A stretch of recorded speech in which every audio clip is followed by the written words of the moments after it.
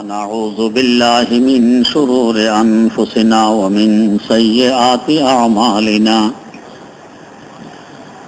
من يهده الله فلا مضل له ومن يضلله فلا هادي له ونشهد أن لا إله إلا الله وحده لا شريك له ونشهد أن سيدنا ونبينا ومولانا محمدا عبده ورسوله أرسله بالحق بشيرا ونذيرا وداعيا إلى الله بإذنه وسراجا منيرا صلى الله تعالى عليه وعلى آله وأصحابه وسلم تسليما كثيرا أما بعد فأعوذ بالله من الشيطان الرجيم بسم الله الرحمن الرحيم هو الذي خلقكم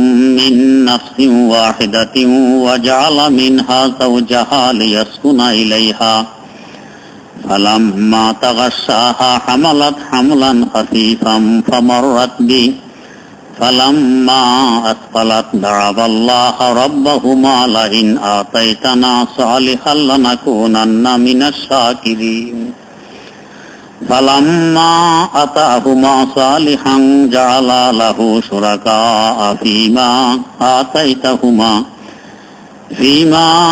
آتاهما فتعالى الله عما يشركون أيشركون ما لا يخلق شيئا وهم يخلقون ولا يستطيعون لهم نصرا ولا أنفسهم ينصرون وإن تدعوهم إلى الهدى لا يتبعوكم سواء عليكم أدعوتموهم أم أنتم صامتون صدق الله مولانا العظيم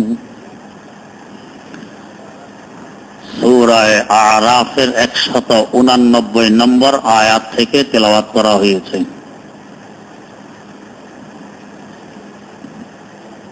আল্লাহ রাব্বুল আলামিনের একত্ববাদ এবং তার ইবাদত সম্পর্কীয় আলোচনার পর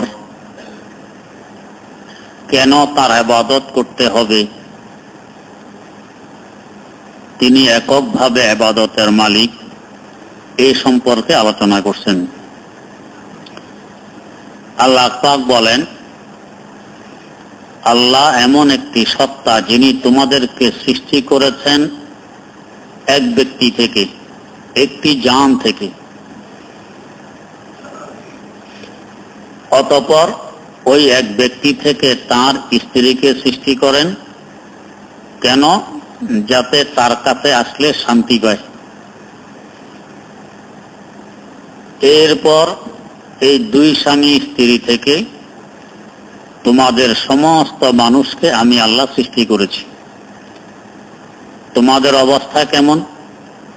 স্বামী স্ত্রীর মিলনের পর যখন বাচ্চা ধারণ করে স্ত্রী, তো প্রথম হালকা ফুলকা থাকে, চলাফেরা ঠিকঠাক ভাবে করে। বাচ্চা যখন আস্তে আস্তে পেটের ভিতর বড় হয়ে যায়, ওজন হয়ে যায়, তখন স্বামী স্ত্রী উভয়জন খুব একাগ্রতার সাথে আল্লাহ পাকে ডাকে, আল্লাহ যদি আপনি আমাদেরকে নিষ্কলুষ দোষবিহীন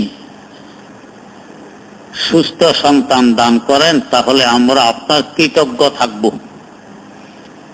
কিন্তু অবস্থা কেমন হয়? যখন আল্লাহ পাক সুস্থ সবল সন্তান দান করেন তখন আমরা এই সন্তানকে নিয়েই আল্লাহ পাকের সাথে শিরিক করে বসি। আল্লাহ পাক বলতেছেন, তোমরা আমার সাথে শরীক করো এমন বস্তুকে, এমন কাউকে যে নিজে কিছু সৃষ্টি করতে পারে না, এমনকি নিজকেও নয়। সে না তোমাদের সাহায্য করতে পারে না নিজের কোনো সাহায্য করতে পারে। তোমরা ওই বস্তুকে যদি হেদায়েতের দিকে ডাকো, সে তো তোমাদের কথা শুনবে না। চাই চুপচাপ থাকো কিংবা ডাকো, শোনার মতো ক্ষমতা তার নেই যাকে আমার শরীক বানাও। এ তো গেল আয়াতের অনুবাদ। প্রথম আয়াতে আল্লাহ পাক বলছেন, তোমাদেরকে সৃষ্টি করেছি মিন নাফসি ওয়াহিদা, একটি সত্তা থেকে। সে একটি সত্তা সাইয়্যিদানা হযরত আদম আলা নবিয়িনা ওয়া আলাইহিস সালাতু ওয়াস সালাম। আল্লাহ পাক তাকে আল্লাহ পাকের কুদরতি হাত দ্বারা সৃষ্টি করেছেন। এর আগে যত মাখলুক সৃষ্টি করেছেন সমস্ত মাখলুক থেকে সুন্দর বানিয়ে সৃষ্টি করেছেন। তাই আদম সন্তানেরা সমস্ত মানুষ থেকে সুন্দর। যদিও আমরা কাউকে কুসরি বিশ্রী বলি আমাদের হিসাবে, কিন্তু অন্যান্য মাখলুকের তুলনায় মানুষ যতই কুসরি হোক অনেক সুন্দর। সকল মাখলুক এদেরকে সুন্দর দেখে। বাস্তবেও সমস্ত মাখলুক থেকে মানুষ অনেক সুন্দর। আল্লাহ পাক নিজ হাতে সুন্দরতম মাখলুক সৃষ্টি করলেন। ওয়া জাআলা মিনহা যাওজাহা, সৃষ্টি করার পর ভিতরে রূহ দিলেন। আদম আলাইহিস সালাম ঘুমিয়ে রইলেন জান্নাতে। এর মধ্যে আধা ঘুম আধা সজাগ। মাঝে মধ্যে আমাদেরও এমন হয়, গুম গুম ভাব, আবার একেবারে গভীর ঘুমও নয়, একেবারে সজাগও নয়। এই সময় কিন্তু স্বপ্নেও দেখা যায়। এই অবস্থায় আল্লাহ রাব্বুল আলামিন হযরত আদম আলাইহিস সালামের বাম পাঁজরের একটি বাঁকা হাড় বের করে নিলেন, খুলে নিলেন। বুখারী শরীফে হাদিসটি উল্লেখ আছে। বাম পাঁজরের বাঁকা হাড় খুলে নিলেন। আদম আলাইহিস সালাম তন্দ্রা, আধা ঘুম আধা সজাগ। খুলে নিয়ে ওই হাড় থেকে হযরত হাওয়া আলাইহিস সালামকে সৃষ্টি করলেন। আদম আলাইহিস সালাম পুরুষ, হযরত হাওয়া নারী। সৃষ্টি করে আদম আলাইহিস সালামের পাশে শোয়ে রাখলেন। আদম আলাইহিস সালামের যখন ঘুম ভাঙল, পুরোপুরি সজাগ হইলেন, দেখেন যে এক সুন্দরতম রমণী তার পাশে শোয়া। এই রমণী যেহেতু তারই একটি অংশ, তার বুকের বাম পাঁজরের বাঁকা হাড় দ্বারা সৃষ্টি করা হয়েছে, গুরুত্বপূর্ণ একটি অংশ। নিজের অংশের জন্য টান থাকা, মহব্বত হওয়া, ভালোবাসা হওয়া স্বাভাবিক হবেই। আপনার অঙ্গের জন্য আপনার যে টান থাকবে, আমার অঙ্গের জন্য আপনার এই পরিমাণ টান থাকবে না। তো এমনি নিজের অঙ্গ থেকে সৃষ্টি, টান থাকা স্বাভাবিক, আকর্ষণ থাকা স্বাভাবিক, মায়া মহব্বত হওয়া স্বাভাবিক। এই দিকে অতুলনীয় সুন্দরী, সুন্দরের দিকে মানুষ দাবিত হয়, এটা মানুষের স্বভাব। এরপরে আবার নারী, সৃষ্টিগতভাবে নারী কোমল হয়, লাবণ্যময় হয়, আকর্ষণীয় হয়। এতগুলো আকর্ষণের আসবাব আর উপকরণ একত্রিত হয়েছে হযরত হাওয়ার মধ্যে। হযরত আদমের অংশ, আবার সুন্দরতম নারী, আবার নারী লাবণ্যময় বা নারী কোমল, যার কারণে আদম আলাইহিস সালাম আকৃষ্ট হয়ে তার দিকে হাত বাড়াইলেন। সুন্দর কিছু দেখলে ধরতে মন চায়। মানুষ যার সাথে মহব্বত গড়ে ওঠে, মুসাফা করতে মন চায়, কথাবার্তা বলতে মন চায়। তো মুসাফার জন্য আমরা হাত বাড়াই দিই। আদম আলাইহিস সালামও হযরত হাওয়া আলাইহিস সালামের দিকে হাত বাড়াইলেন। আল্লাহ পাকের পক্ষ থেকে নিষেধাজ্ঞা আসলো, এখন এর গায়ে হাত দেওয়া যাবে না।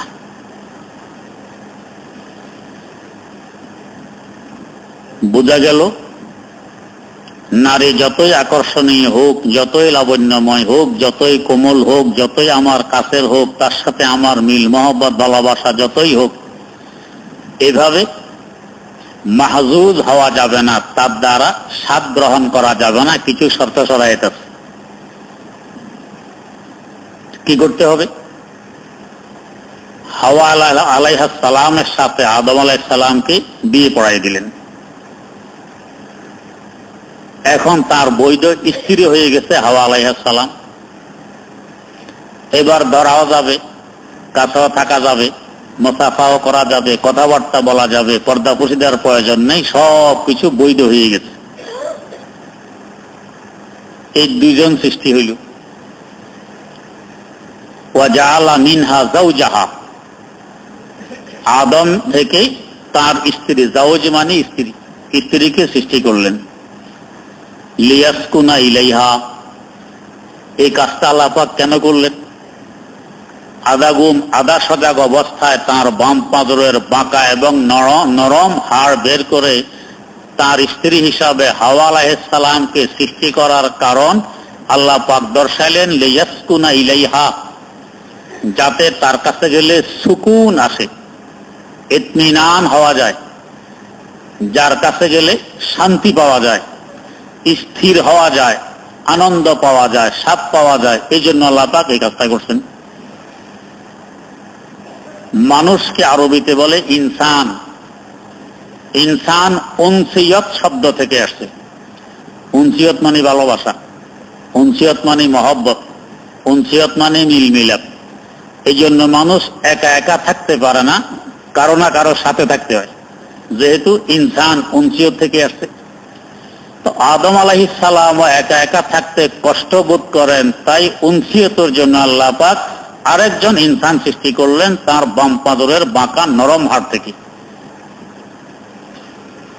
তো বোঝা গেল স্ত্রীরা স্বামীর আরামের উপকরণ, স্বামীর শান্তির কারণ, ইতমিনানের উপকরণ।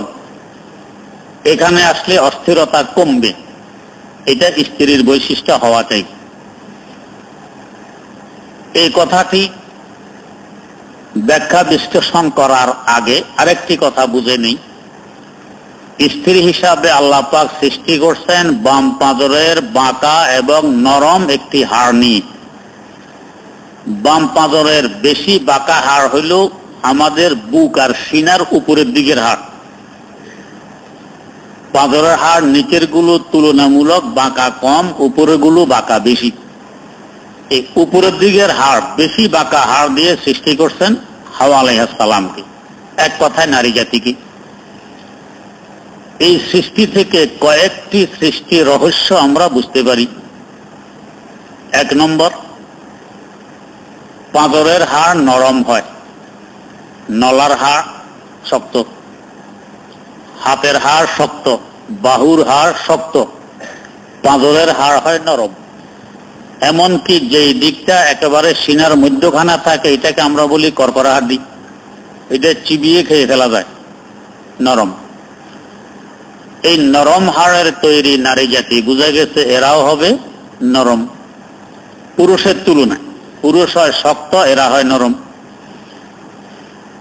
শারীরিকভাবে নরম, দৈহিকভাবে নরম, আত্মিকভাবে নরম, ব্যবহারিকভাবে নরম, কথাবার্তার দিক দিয়ে নরম, সকল দিক দিয়ে এরা নরম।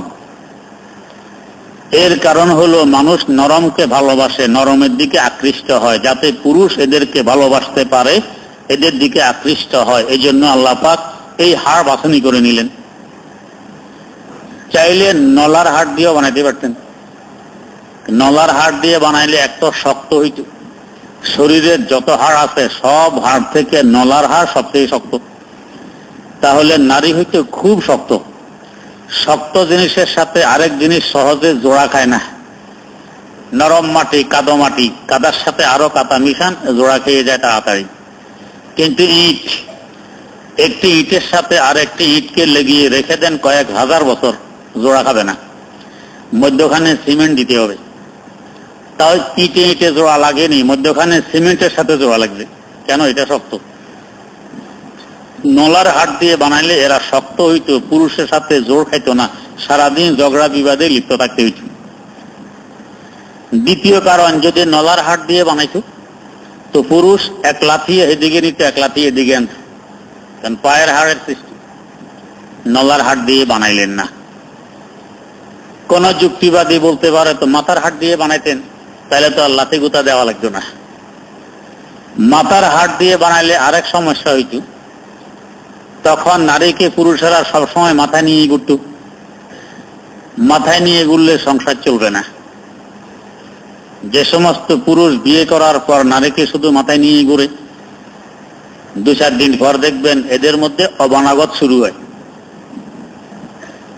বেশি আশ্রয় প্রশ্রয় দিয়ে দিলে পরে অবানাগত শুরু হয়। এই জন্য সীমার ভিতরে থাকতে হবে। তাই মাথার হাড় দিয়ে বানাইলেন না, বানাইলেন বুকের সিনার নরম হাড় দিয়ে, তারা নরম। 2 নম্বর জানার বিষয়, আল্লাহ পাক সিনার হাড় দিয়ে বানাইছেন, মাথার হাড় দিয়ে বানাননি, নলার হাড় দিয়ে বানাননি, হাত কিংবা বাহুর হাড় দিয়ে বানাননি। কারণ মানুষের মহব্বত আর ভালোবাসা থাকে সিনের ভিতরে। মহব্বতের মূল স্থান হইল সিনের ভিতর। এই জন্য কোন আশেক বলছেন, তাজা খাহি দাস তানগার দাগে হায়ে সিনারা, তাজা খাহি দাস তানগার দাগ হায়ে সিনারা, গাব গাহে বাজ খানি কিসা এ পারিনারা। আমার সিনে দাগ দাগ হয়ে গেছে, ক্ষত বিক্ষত হয়ে গেছে বিচ্ছেদ যন্ত্রণায়। আমরা এই বিচ্ছেদের কথা বললে সিনার কথাই বলি। আমার সিনার ভিতরে আগুন জ্বলতেছে, আমার সিনা ঝাঁঝরা হয়ে গেছে, ক্ষত বিক্ষত হয়ে গেছে, এগুলি বলি। তো বোঝা গেছে মহব্বতের স্থান সিনার ভিতরে। তাই আমার সিনার দাগ যদি মুছে দিতে চাও, আমার সিনাকে যদি সুস্থ রাখতে চাও, তাহলে গাব গাহে বাজ খানি কেসা এ পারিনারা, আমার প্রেমিকা পারিনার কথাবার্তা আমাকে বেশি বেশি শুনাও। তো মহব্বতের স্থান সিনা, ওই সিনার হাড় দিয়ে আল্লাহ পাক নারী বানাইলেন। তাই নারীর সাথে মহব্বত বেশি হওয়াই স্বাভাবিক, হয়ও বেশি। একজন পুরুষের সাথে যে পরিমাণ মহব্বত আর ভালোবাসা হবে, নারীর সাথে এর থেকে অনেক গুণ বেশি ভালোবাসা হবে, যেহেতু মহব্বতের জায়গার হাড়ের সৃষ্টি। দুনিয়াতে সবচেয়ে ভালোবাসার মহব্বত সৃষ্টি হয় স্বামী স্ত্রীর মধ্যে। এখান থেকে বোঝা যায় যেহেতু নারী বেশি মহব্বতের পাত্র, তাই নারী স্ত্রী হবে, পুরুষ স্বামী হবে। পুরুষ স্ত্রী পুরুষ স্বামী এটা হওয়া সম্ভব নয়, নারী স্ত্রী নারী স্বামী এটা হওয়া সম্ভব নয়, যেটা বর্তমান আমেরিকা ইউরোপে এরা বৈধ বলে আইন করে ফেলছে। পুরুষে পুরুষে বিয়ে বৈধ, আল্লাহ মাফ করুক। এটা সৃষ্টি রহস্য পরিপন্থী, সৃষ্টির সাথে এর কোনো মিল খায় না। যার কারণে পারিবারিক বন্ধন তাদের দেশে নাই বললে চলে। হায় রে দুরবস্থা! আমাদের দেশে এখনো পারিবারিক বন্ধন আছে, যার কারণে পিতামাতা যতই বুড়ো হোক, ছেলে সন্তানরা নিজের ঘরেই রাখে।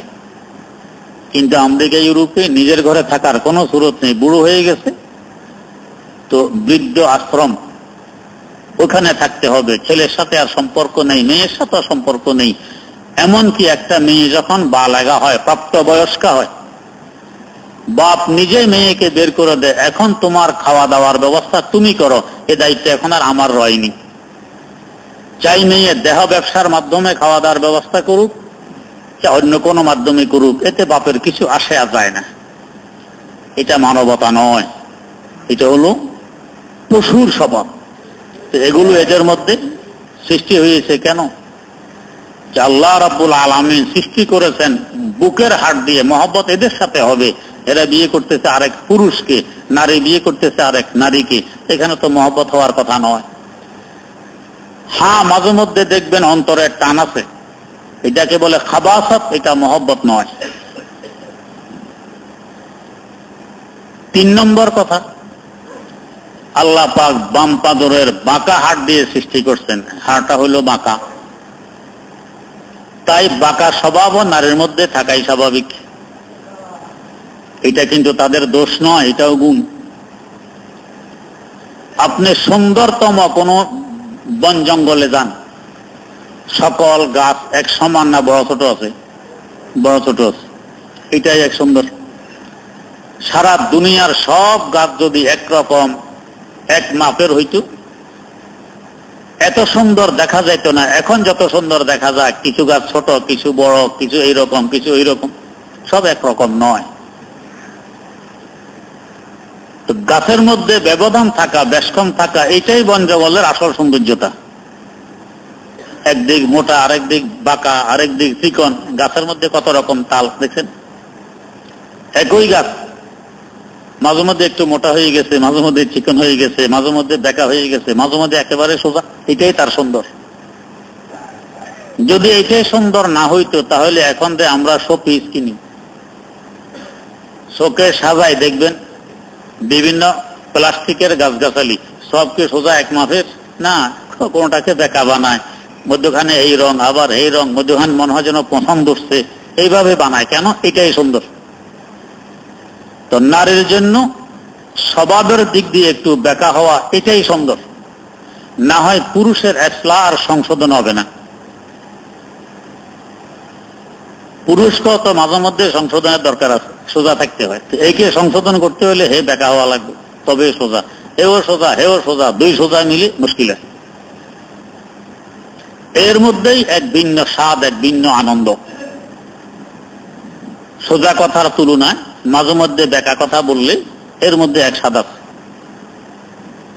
স্বামী স্ত্রী খুব মহব্বত, খুব ভালোবাসা, ঝগড়া ফাসাদ নেই, মিল মিলাপ নেই। মিল মিলাপ খুব আছে, বেমিল নেই। সুন্দর একটি কথা জিজ্ঞেস করলেন, শাড়িটি কেমন লাগলো? তোমার জন্য শাড়িটি আনলাম, কেমন লাগলো? বাস্তবে কিন্তু খুব ভালো লাগছে, পছন্দ করছে। মাঝে মধ্যে মান অভিমান দেখাইতে গিয়ে বেঁকা কথা বলে, এটা একটা শাড়ি হইল? হ্যাঁ, এতদিন রইলে আপনার ঘরে, আমার রুচি এখনো চিনলেন না?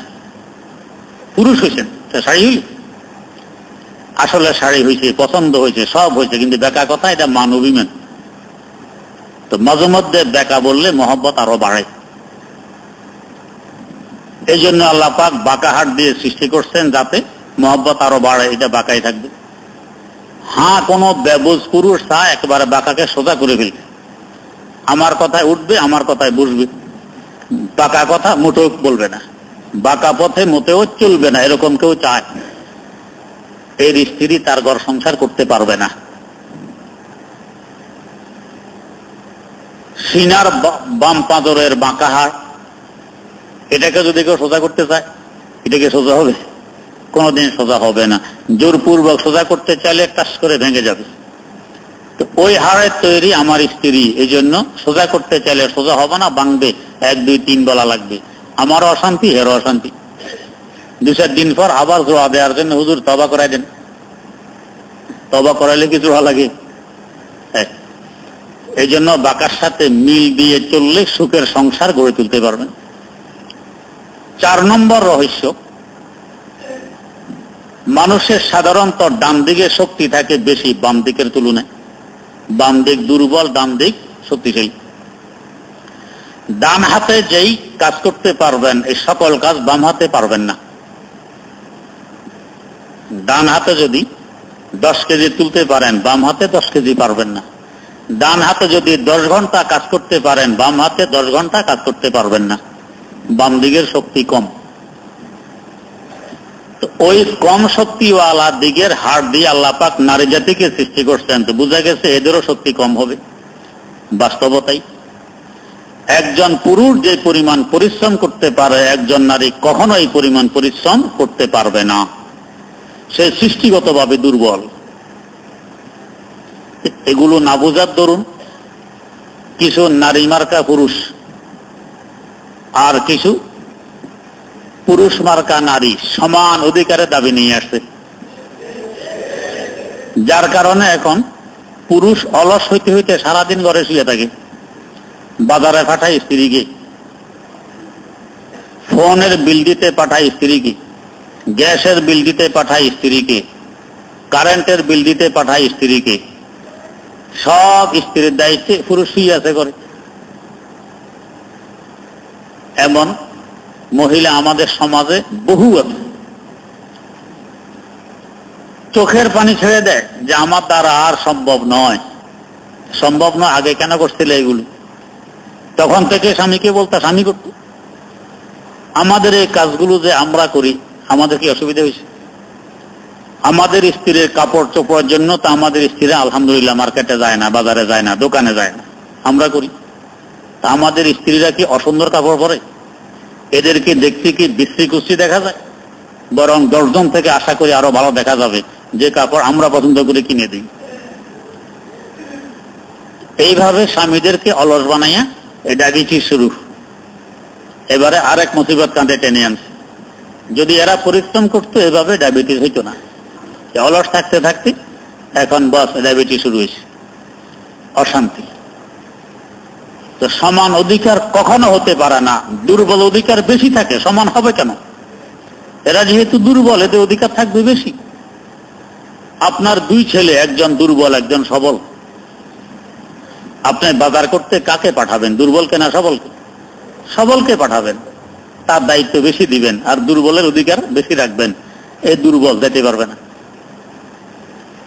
এমনকি সয় সম্পদ যদি জীবদ্দশায় ভাগ করে যান, বন্টন করে যান, দুর্বলকে 1 কাঠা বেশি দিবেন। কেন? এই দুর্বল খাবে কি করে? ও আলহামদুলিল্লাহ ভালো আছে, ও আয় রোজগার করে খেতে পারবে। তো সবলের জন্য কম, দুর্বলের জন্য বেশি, অধিকার বেশি। ইসলাম অধিকার এদেরকে বেশি দিয়েছে, বুঝবুদ্ধির অভাবের কারণে সমান চায়। তো চাইছে তো অধিকার, অধিকার পায়নি, কিছু দায়িত্ব পাইয়া তো বুদ্ধি অধিকার পাইছে। হ্যাঁ, অধিকার পাই। আল্লাহ। 5 নম্বরে, আমাদের ব্রেন বুঝবুদ্ধি তো থাকে মাথায়, তাও পুরা মাথায় নয়, মাথার পিছনের দিকের বাম সাইডে। মাথার পিছনের দিকের বাম সাইডে থাকে ব্রেন। তাই এখানে আঘাত লাগলে এটা স্পর্শকাতর জায়গা। খোদা না করুক আঘাত লাগার পর যদি বমি হয়, তৎক্ষণাৎ ডাক্তারের শরণাপন্ন হইতে হয়, ক্ষতি হওয়ার সম্ভাবনা বেশি। সারা শরীরকে কন্ট্রোল করে কিন্তু এই ব্রেনে, কি করতে হবে না হবে সবকিছু ব্রেন কন্ট্রোল করে। তো মাথার বাম পাঁজর থেকে কিছু রগ বেরিয়ে ঘাড় ক্রস করে এগুলো ডান পাঁজরে চলে আসছে, ডান দিকে।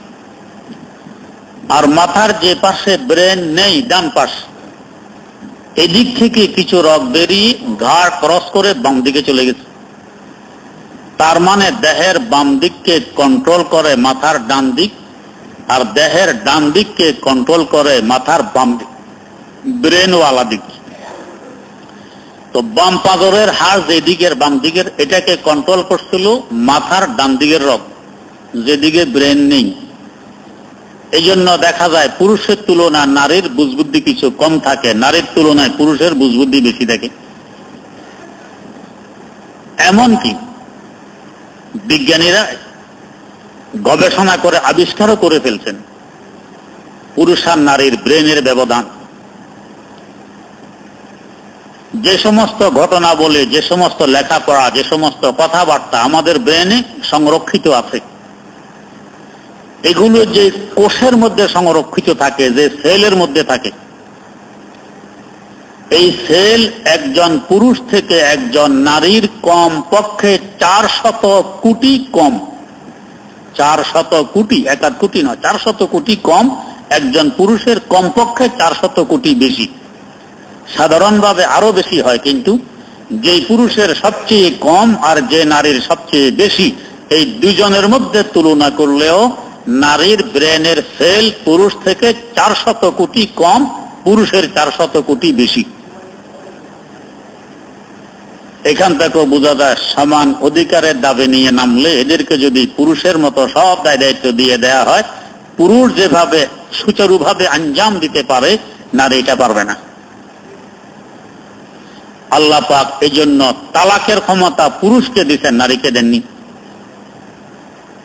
কারণ তালাক ঘৃণিত বস্তু, স্পর্শকাতর বিষয়।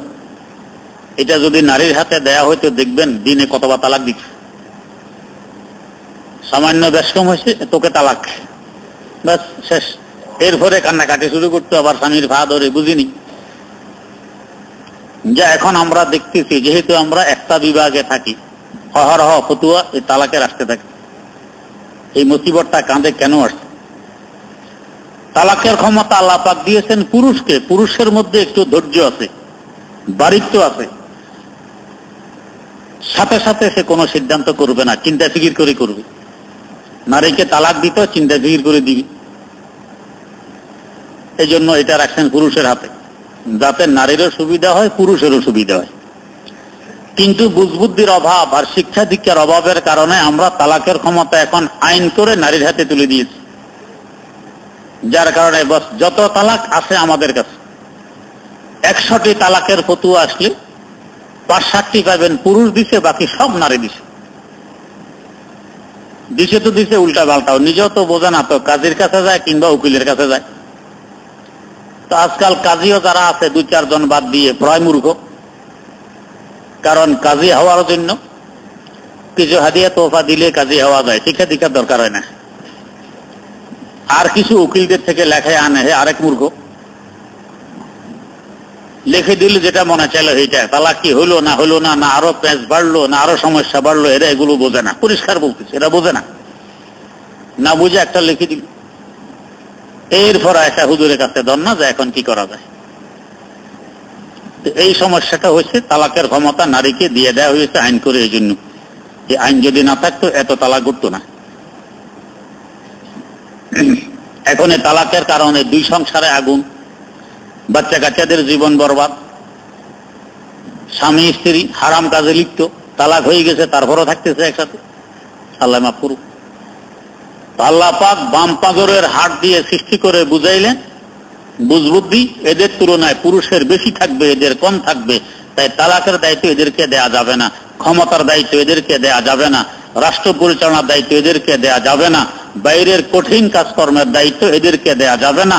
এরা পর্দার আড়ালে ঘরের ছায়ায় হালকা ফুলকা দায়িত্ব পালন করবে, বাইরের দায়িত্ব এটা এদের নয়, এটা পুরুষের। আর রিজালু কাওয়ামুনা আলান নিসা, আল্লাহ পাক কোরআনে কারিমে পরিষ্কার বলে দিয়েছে। কিন্তু কোরআন বুঝি না, বুঝার চেষ্টাও করি না, মনে করি আমি বড় বুদ্ধিজীবী, আমি বড় শিক্ষিত, বুঝবুদ্ধি ছাড়াই আমি শিক্ষিত। এই মুসিবত এখন মাথার উপর, আল্লাহ মাফ করুক। 6 নম্বর আরেকটি গুরুত্বপূর্ণ রহস্য, বাম পাঁজরের হাড়ের সৃষ্টি, বাঁকা হাড়ের সৃষ্টি। এই হাড় পর্দার আড়ালে থাকে, হাড় দেখা যায় না, শরীরের কোনো হাড় দেখা যায় না, সব হাড় পর্দার আড়ালে। এটা হাড়ের বৈশিষ্ট্য। বিশেষ করে পাঁজরের হাড় আরো বেশি পর্দার আড়ালে। হাড়ের উপরে দেখবেন একটি মোটা আবরণ আছে, পাঁজরের হাড়ের উপরে। এই যে কোরবানি গেল, গরু জবাই করছেন, দেখছেন না, এটা কাটার সময় পাঁজরের হাড়কে টুকরা টুকরা করে পাকাইলে দেখবেন হাড়ের 2 দিক বেরিয়ে গেছে, তার উপরে যে আবরণ আছে এটা একটু সংকোচন হয়ে মধ্যখানের দিকে চলে আসছে, খাইতে বড় স্বাদ। এই একটা আবরণ, এর উপরে গোশতের আবরণ, তার উপরে মোটা চামড়ার আবরণ, এর উপরে আরেকটি পাতলা চামড়ার আবরণ। এই 4টি আবরণ তথা পর্দার আড়ালে এই হাড় থাকে। ওই পর্দার আড়ালের হাড়ের সৃষ্টি নারী জাতি, অতএব এরাও পর্দার আড়ালে থাকবে। হাড় যদি এখন উৎপাত আরম্ভ করে, থাকবো না আর বদ্ধ করে দেখবে এবার জগৎটার, তাহলে জগৎ দেখাইতে হলে হাড়কে কি করতে হবে? চামড়া খসে ফেলে দিতে হবে, গোশত খসে ফেলে দিতে হবে, এরপরে গোশতের নিচে হাড়ের উপরে যে একটা শক্ত আবরণ, এটাও ফেলে দিতে হবে। এখন হাড় জগৎ দেখতেছে, জগৎ দেখতে গিয়ে হাড়ের 12টার উপরে 13টা বাজছে কিনা। এখন হাড়ে ধুলাবালি পড়ছে, এই হাড়ে মাছি বসতেছে, মাছির ডিম পাড়ছে, পোকা পড়ছে। এখন ব্যথায় অস্থির, ব্যথা সহ্য করতে না পেরে গেছে ডাক্তারের কাছে। ডাক্তার সাহেব, হাড়টা তো জগৎ দেখাইতে চাইছিলেন, এখন তো আমার জগৎ নিয়ে টানাটানি, হ্যাঁ, জীবন রক্ষা করা কঠিন, ব্যথা তো আর সহ্য হয় না, কি করা যায়? ডাক্তার পরীক্ষা নিরীক্ষা করে দেখে হাড়ে তো পছন্দ হচ্ছে, অপারেশনের মাধ্যমে হাড়টি খুলে ফেলে না দিলে আপনি বাঁচবেন না, সারা শরীর পুঁজবে। এখন বাঁচতে হলে হাড় এটি ফেলে দিতে হবে। তো ডাক্তার ব্যাপার অপারেশন করে হাড় ফেলে দিল, জীবন রক্ষা হইল। তো ওই পর্দার আড়ালের হাড়ের সৃষ্টি নারীও যদি বলে যে থাকবো না আর বদ্ধ করে দেখবে এবার জগৎটার, যে এই যুগে এখন দেখতেছে জগৎ, যার কারণে নারী জগৎ দেখতে যায়, কলেজে, ভার্সিটিতে, দোকানে, হাটে বাজারে জগৎ দেখে, পার্কে। মাছি করতেছে উপরে, যুবক নামী মাছি, এরপরে বহু মাছি তার উপর পছন্দ হচ্ছে। এখন এই হাড় আর কেউ কিনতে আসে না। আর যদি বিবাহিতা হয়, স্বামীর সাথে আর মিল খায় না, শুধু ঝগড়া আর ঝগড়া, কারণ মাছি পড়ে। স্বামী যখন অফিস আদালতে চলে যায়, বাইরে কাজকর্মে চলে যায়, তখন মাছিরে আসি বের করে। স্বামী টের পাইছে এখানে মাছ। এখন দেখে যে অশান্তি আর অশান্তি, শেষ পর্যন্ত এই রাস্তার ডাক্তারের কাছে যায়, মুফতি সাহেব হুজুর, ঘরে তো অশান্তি, সারাদিন কার সাথে মোবাইল টিপি, আমারও বর্তমানে কি ঘরে আসে। এখন কয় যে এই যন্ত্রণা থেকে বাঁচতে হলে 1, 2, 3 কথা বলে অপারেশন ছাড়া, এটাকে ফেলে দেয়া ছাড়া এই সংসারে আর শান্তি আসবে না। তো অপারেশন করে ফেলে দিল। দোষটা কার? কোন বুজুর্গ বলছিলেন, আয় মোখান্নাস নাই তো মরদ নাই তো জান, মেসলে শয়তান রাহে মরদারা মজান, মেসলে শয়তান রাহে মরদারা মজান। শুধু পুরুষের দোষ দিলে তো হবে না, দোষ তো আমার নিজেরও আছে। আমি কেন জগৎ দেখতে বের হইলেন? হযরত ফাতেমা তো জোহরা রাদিয়াল্লাহু তাআলা আনহা যে বের হননি, পর্দার আড়ালে ছিলেন, তার দাম কমছে না বাড়ছে? কেন বাড়বে না? ইন্তেকালের পূর্ব মুহূর্ত, একটু পরে রূহ দেহ ত্যাগ করবে। সাইয়্যিদানা হযরত আলী মুর্তাজা রাদিয়াল্লাহু তাআলা আনহু গিয়ে শিয়রে বসলেন, ও প্রাণের স্ত্রী, আমি আলী ছিলাম গরিব, তোমার কোন চাহিদা তো আমি পূরণ করতে পারিনি। এই অবস্থায় তুমি তো বিদায় নিতে চলছো, এই অন্তিম সময়ে যদি তোমার কোনো চাহিদা থাকে একটু ব্যক্ত করো, সম্ভব হলে আমি পূরণ করার চেষ্টা করব। শেষ সময় স্বামীর আর কি বলা আছে? হযরত ফাতেমা তো জোহরা রাদিয়াল্লাহু তাআলা আনহা বললেন, ও প্রাণের স্বামী, আমার কোনো চাহিদা এমন নেই যে চাহিদা আপনি মিটাননি। আপনার স্ত্রী হতে পেরে তো আমি ধন্য, আমার কোনো চাহিদা নেই। তবে একটি দরখাস্ত পেশ করে যাই। কি দরখাস্ত? আমি মারা গেলে মেহেরবানি করে আমার লাশ জানাজার জন্য দিনের বেলায় বের করবেন না, রাত্রে আমার জানাজা পড়বেন, রাত্রে আমাকে দফন করবেন। হযরত আলী আশ্চর্য, ফাতেমা কি বলতেছো? নবীর কলিজার টুকরা, নবীর কন্যার ইন্তেকাল শুনলে পুরা আরব এখানে এসে ভিড় করবে, তোমার জানাজায় অংশ নিবে। জানাজায় মানুষ বেশি হইলেই তো মাইয়িতের জন্য উপকার, সকলে তোমার জন্য সুপারিশ করতেছে আল্লাহ পাকের দরবারে। আর রাত্রে বের করলে অন্ধকারে কি আসবে? আরবের দেশ, পাথরের দেশ, সাপ বিচ্ছুর ভয় বেশি, ভয়ে মানুষ তো আসবে না, জানাজায় মানুষ কম হবে। কি বলতেছে? আমি বুঝে শুনেই বলতেছি। কেন? আমি ফাতেমা যেদিন থেকে বালেগা হয়েছিলাম সেদিন থেকে আমি ফাতেমাকে কোনো বেগানা পুরুষ দেখেনি। এখন দুনিয়া থেকে বিদায় কালে বুঝি কাফানের উপর দিয়া মানুষের দেখে অন্তত অনুভব তো করবে ফাতেমা এত লম্বা ছিল, এত মোটা ছিল। এটাও আমি মানুষকে জানায় যেতে চাই না। আমি যেভাবে পর্দার আড়ালে ছিলাম সারা জীবন, এভাবে পর্দার ভিতরে দিয়েই আমি আল্লাহর দরবারে পৌঁছতে চাই। যেমন চাওয়া তেমন পাওয়া। হাদিস শরীফে আছে, বাইহাকি শরীফে, আনা ইনদা যন্নে আবদি বি, বান্দা আমার সাথে যেমন মুআমালা করতে চায় আমি তার সাথে তেমনই মুআমালা করি। তো হযরত ফাতেমা চাইছেন লুকিয়ে লুকিয়ে আল্লাহর দরবারে পৌঁছবেন, মানুষ যাতে ওনাকে না দেখে। ঠিক রমজানের 2 তারিখ মাগরিবের পর ইন্তেকাল করছেন। 2 তারিখে চাঁদ উঠার পরে তো ডুবে যায় অন্ধকার। ইন্তেকাল করছেন মাগরিবের পরে। গোসল কাফন কবর খননে এসা হয়ে গেছে। তখনকার যুগে তো কারেন্ট মারেন নেই, রাতের অন্ধকারে জানাজা, অন্ধকারে কবর। এবং এই সময় আল্লাহ পাকের কুদরত, মদিনার আরেক মহিলারও ইন্তেকাল হয়। 2 মহিলাকে একসাথে আনতে জানাজা পড়তে, 2 মহিলার লাশ একসাথে জানাজা পড়া হইল রাতের অন্ধকার। কবর দিতে গিয়ে কে ফাতেমা কে ওই মহিলা এটারও তমিজ রয়নি। রাতের অন্ধকারে কবর দেয়া হইল। কবর দেখলেও তো অন্তত অনুভব হয় যে এই লাশটা এত লম্বা ছিল, তাই কবর এত লম্বা। এটাও সম্ভব হয়নি, কারণ ফাতেমার কবর এটাও হইতে পারে, ওইটাও হইতে পারে। এই জায়গায় কবর এটা ঠিক, কিন্তু আসলে কোনটা, ওই মহিলার না ফাতেমার, এটাও ঠিক রয়নি। কিভাবে পর্দার ভিতর দিয়ে দুনিয়া থেকে বিদায় নিলেন, যার কারণে ফাতেমার দাম কমছে না বাড়ছে? অন্যান্য মহিলাদের থেকে কোটি কোটি গুণ দাম তার বাড়ছে। ফাতেমার নাম নিলে কার অন্তরে নাড়া না মারে? ফাতেমার মহব্বত আর ভালোবাসা, শ্রদ্ধা আর ভক্তি। এই জন্য নয় যে ফাতেমা বেপরদায় চলছে, বরং পর্দার কারণে। তো দাম তো তাদের বাড়ছে। আমরা দাম বাড়াইতে গিয়ে পর্দা লঙ্ঘন করে বেরিয়ে আসছি।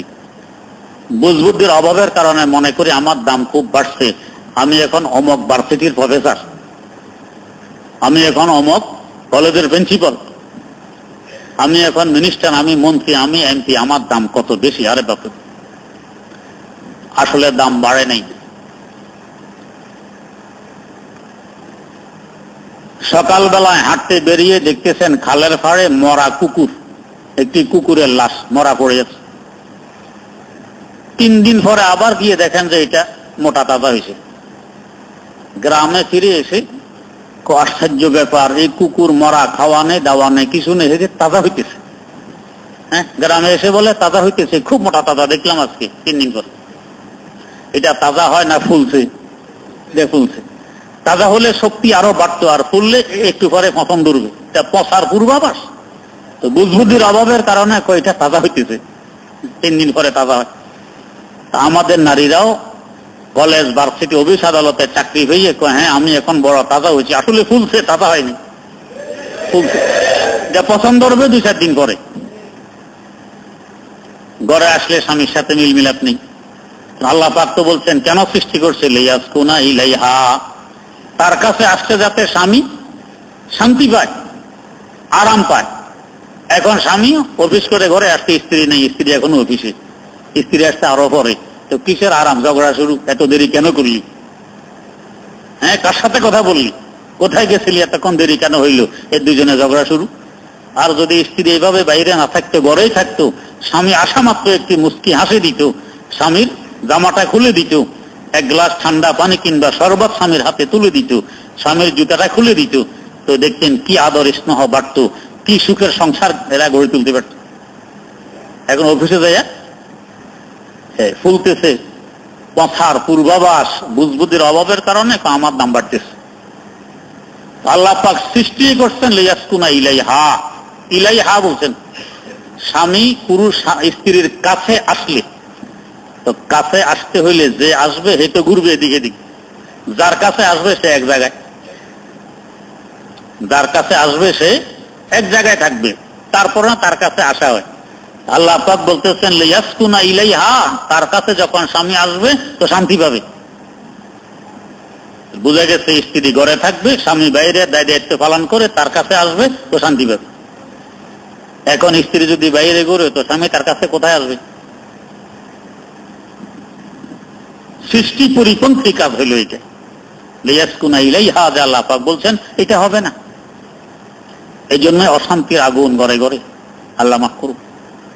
আমি পরামর্শ দেই, ভাই বিয়ে করছো বড় শিক্ষিতা স্ত্রী, খবরদার বুলো চাকরিতে দিও না। 2-4 জনে তারপরও দিছে, কয় না হুজুর বড় যোগ্য, পেয়ে গেছে চাকরি, বড় সহজে পেয়ে গেছে, করুক না।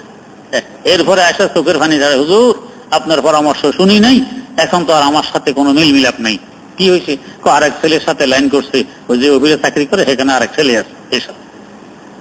তো তখন না বলছে শুনি নাই হুজুর, বুঝিনি। এটা ওদের কাজ না, ওদের কাজ ঘরে থাকা, তবে তাদের কাছে আসলে আপনি শান্তি পাবেন। অনেকে যুক্তি দেয় তো শুধু পুরুষ যদি বাহিরে কাজ করে, তো এই দেশে 17 কোটি মানুষের মধ্যে প্রায় 8.5 কোটির মতো হলো পুরুষ। তো 8.5 কোটি পুরুষের হাতে 17 কোটি হাত, একজনের হাতও 2 জ্ঞান।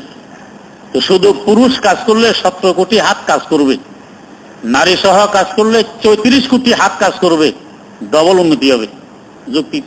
যুক্তিতে ভালোই, কিন্তু ইসলাম যুক্তি নির্ভর ধর্ম নয়।